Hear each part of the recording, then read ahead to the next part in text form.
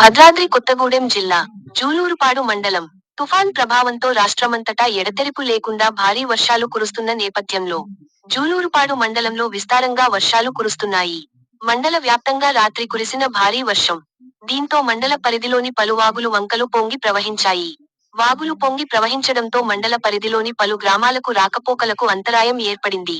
పడమటి నర్సాపురం బేతాళపాడు గ్రామాల మధ్య గల తుమ్మల వాగు ఉధృతంగా పొంగి ప్రవహించడంతో అన్నారుపాడు, గుండ్లరేవు, కాకర్ల, అనంతరం మాచినేనిపేట, వాగు ఒడ్డు తండా గ్రామాల మధ్య వాగులు సైతం పొంగి ప్రవస్తున్నాయి. ఆయా గ్రామాల మధ్య రాకపోకలకు అంతరాయం ఏర్పడింది. విషయాన్ని తెలుసుకొని స్థానిక ఎస్ఐ రవి తన సిబ్బందితో వాగుల వద్దకు వెళ్లి నీటి ప్రవాహాన్ని పరిశీలించారు.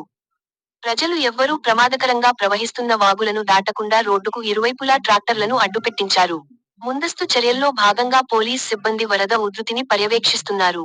వరద ఉధృతి పూర్తిగా తగ్గేవరకు ఎవరూ వాగులను దాటే ప్రయత్నం చేయవద్దని